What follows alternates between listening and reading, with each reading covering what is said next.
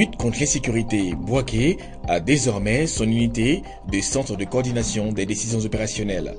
Une situation qui réjouit de fort belles manières les populations de la région. Yamoussoukro, colloque sur le développement des compétences et les transformations économiques en Afrique. Objectif, améliorer la qualité de l'enseignement supérieur et de la formation professionnelle pour mieux répondre aux besoins du marché. Yamoussoukro, bilan des activités de la DDR. L'autorité pour le désarmement, la démobilisation et la réintégration dresse un bilan satisfaisant de ses activités pour l'année 2014 et entend renforcer sa campagne de communication et de sensibilisation pour 2015. Bon dimanche à toutes et à tous, bienvenue dans cette édition. Cannes 2015, la Côte d'Ivoire affronte ce soir l'Algérie. C'est pour le compte des quarts de finale de cette compétition. Bonne chance donc à nos représentants. Le Centre de coordination et de décision opérationnelle, CCDO, désormais installé à Bouaké. Le CCDO aura pour, entre autres missions, la sécurisation des sites stratégiques et la lutte contre le grand banditisme. Cérémonie d'installation présidée par le ministre d'État, ministre de l'Intérieur et de la Sécurité, Ahmed Bakayoko. C'était en présence des autorités administratives, politiques et coutumières de la ville de Bouaké. Le reportage de Ouattara Amadou est commenté par Charles Tatou. Avec une mission claire, lutter contre le grand banditisme, le Centre de coordination des décisions opérationnelles, CCDO, élargit ses unités d'intervention. La délégation régionale de Bouaké vient d'être installée. Le CCDO à l'intérieur du pays vient faire face au phénomène de coupeurs de route, de braquage à main armée dans les domiciles et surtout à la situation d'enlèvement d'enfants.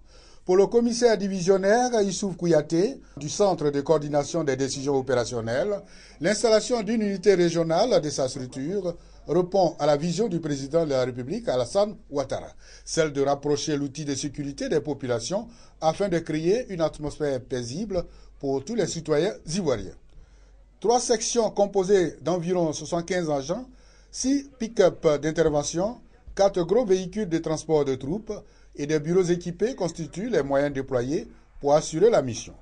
Pour accompagner tous ces efforts consentis par le gouvernement, le ministre d'État, ministre de l'Intérieur et de la Sécurité, Ahmed Bakayoko, exhorte les populations à une franche collaboration avec le CCDO. Le président, à travers ce geste, veut vous montrer qu'il tient compte de vos préoccupations.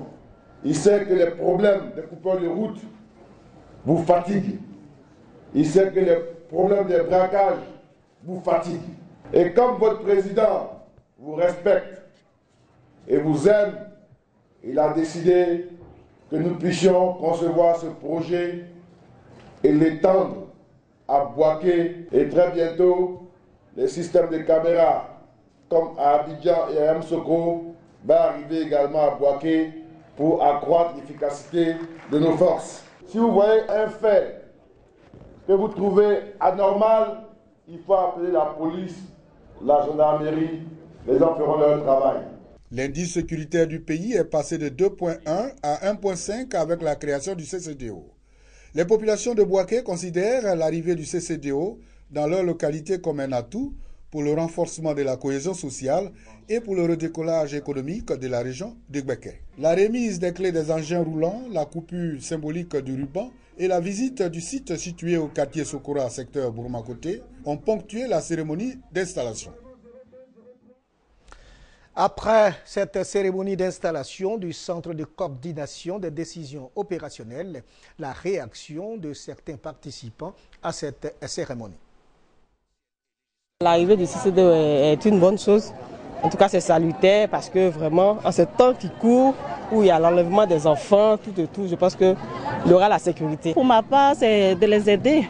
Si je suis sollicitée ou si je peux faire quelque chose, je pense qu'il faut les aider à réussir cette mission. Je suis trop content de l'arrivée de CCDO. Ce qu'il est en train de faire pour nous là, ça nous plaît. Moi, c'est ce que je peux dire à M. le Président Alassane Ouattara.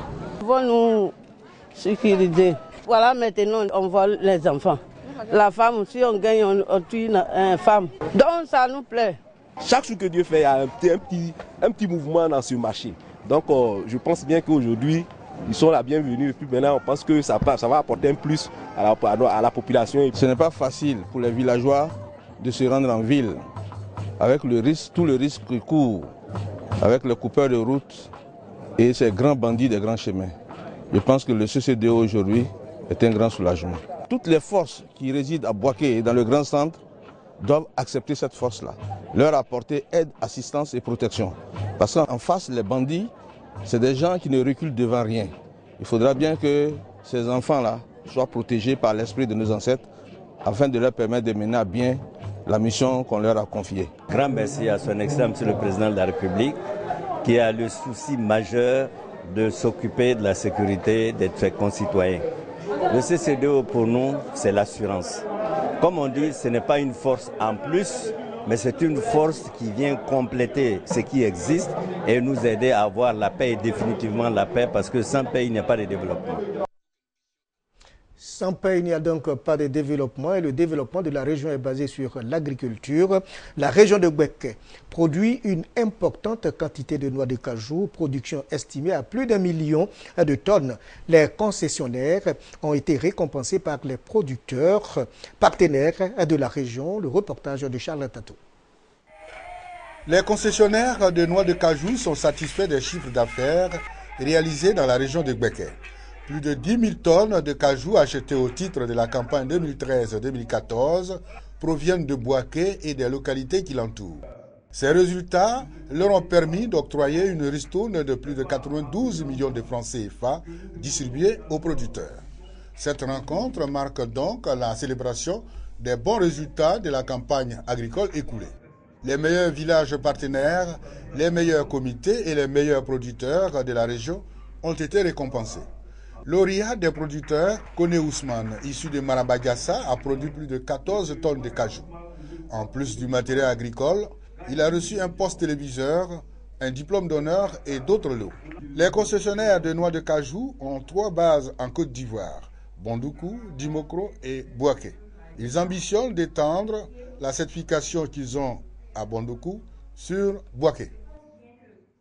Direction Yamoussoukro, capitale politique de la Côte d'Ivoire, le développement des compétences et les transformations économiques en Afrique, l'exemple des secteurs de la construction, du génie civil, des mines et de l'énergie.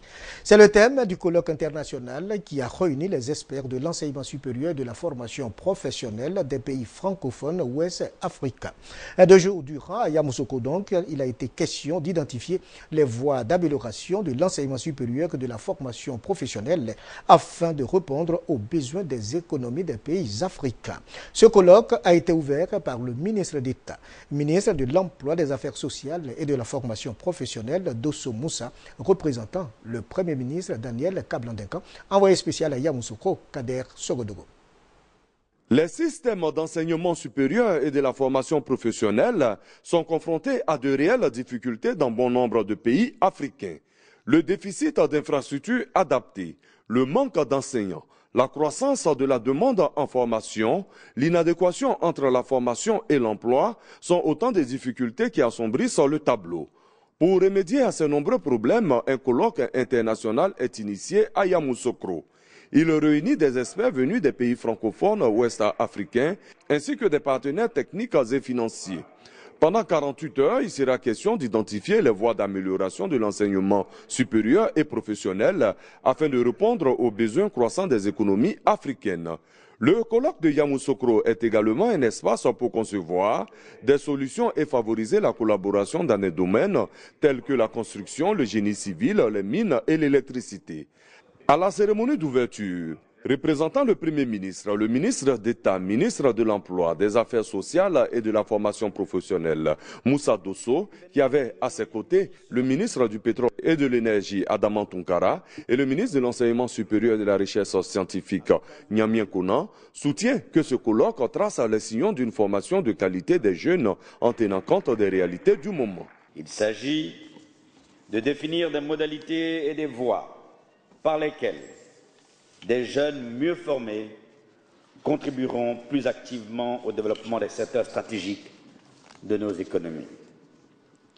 La réalité aujourd'hui doit nous interpeller tous. Pour arriver à surmonter toutes les difficultés liées à l'enseignement supérieur et à la formation professionnelle, les pays africains peuvent compter sur le soutien financier de la Banque mondiale. Le directeur des opérations de la Banque mondiale pour la Côte d'Ivoire, Ousmane Diagana, rassure. Notre institution qui a investi près de 426 millions de dollars américains en 2014 dans l'éducation continuera à accompagner chacun de vos pays pour asseoir un système éducatif performant, résilient et pertinent. Après le colloque de Yamoussoukro, l'accent sera mis sur la formation des ingénieurs dans les domaines de la construction, du génie civil, des mines et de l'électricité. L'Afrique compte à ce jour moins de 25% d'étudiants formés dans ces secteurs clés. Un atelier de formation des enseignants bénévoles s'est tenu à Ferkessédougou, c'est au nord de la Côte d'Ivoire.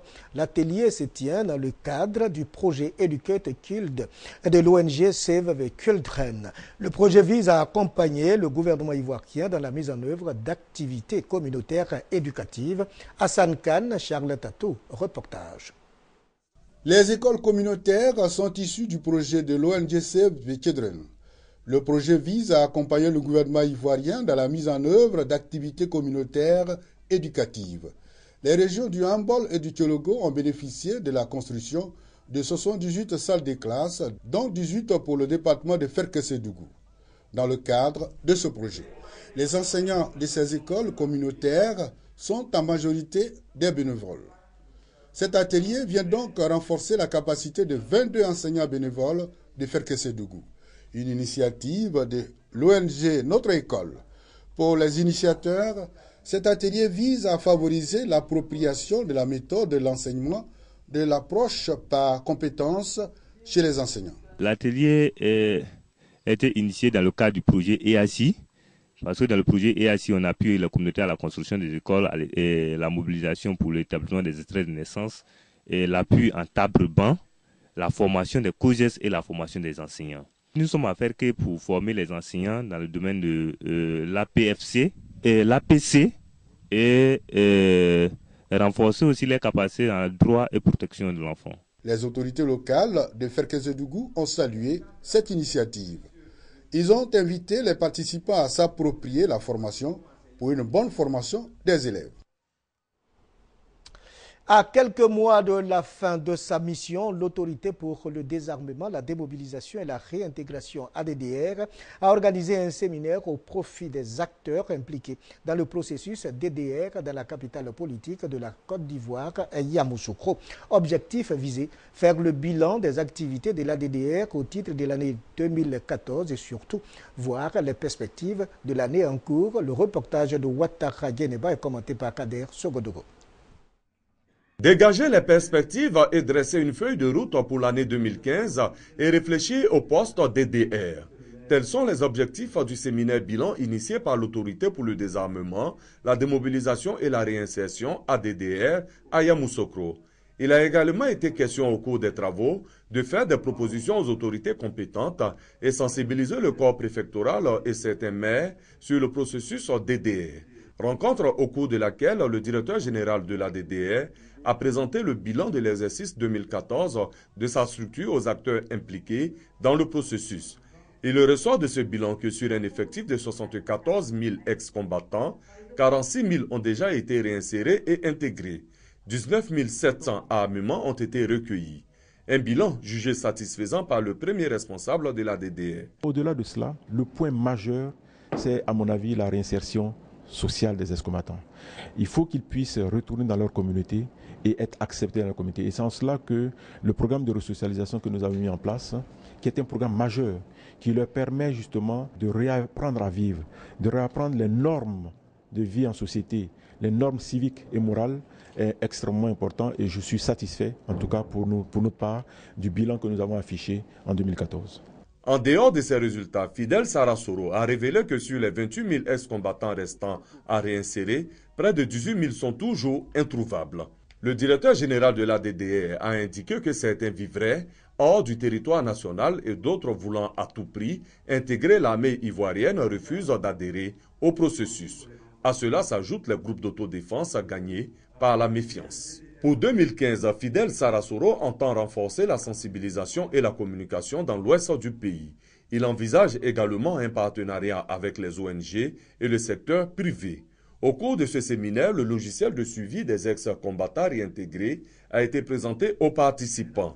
La mission de l'ADDR prend fin en juin 2015. La municipalité de Katiola, c'est dans la région du Hambol, place l'année 2015 sous le signe du développement. La municipalité a donc rendu public ses perspectives de l'année en cours lors d'une cérémonie de présentation de vœux suivie pour vous par nos reporters Ouattara Amadou et Kader Sorodogo. Pour la municipalité de Katiola, l'année 2015 est placée sous le sceau du développement. Des chantiers sont annoncés, notamment l'extension de l'urbanisation de la commune avec des lotissements, la réalisation d'un parking au corridor pour mettre fin au stationnement anarchique des gros camions dans la ville. Un accent particulier sera mis sur la construction et la réhabilitation des écoles et des centres de santé. Le maire de la commune de Katiola a rendu public ses perspectives pour l'année 2015 lors de la cérémonie de présentation de vœux initiée par la municipalité. Camara Thomas a profité pour saluer le soutien de toutes les couches socio-professionnelles dont son équipe bénéficie avant de rassurer les fonctionnaires et les opérateurs économiques de la capitale de la région du Hambol quant à la création d'infrastructures bancaires. De l'ouverture d'une agence bancaire ici, les études sont en cours. Toutes ces agences qui vont venir ouvrir leur bureau ici, bon, elles auront besoin de travailleurs. Programme du ministère des infrastructures économiques qui nous a octroyé 6 km de bitume. Les grandes artères ont été identifiées, elles seront bitumées. L'ONU organise en ce moment pour délivrer des cartes nationales d'identité aux populations, donc nous leur avons lancé un appel. Au titre de l'année 2015, le budget primitif de la municipalité de Katiola prévoit la somme de 212 millions de francs CFA avec un investissement de plus de 66 millions contre 149 millions de francs CFA de budget primitif en 2014. Cependant, selon les responsables de cette commune, le bilan 2014 est positif. La municipalité a pu doter la maternité d'un nouveau bâtiment et effectuer entre autres des travaux d'éclairage public. Cannes 2015, à titre de rappel, la Côte d'Ivoire joue ce soir contre l'Algérie en quart de finale de cette compétition. Bonne chance donc à nos représentants. Et c'est la fin de cette édition. Merci de nous avoir suivis. L'information revient jeudi prochain. À bientôt.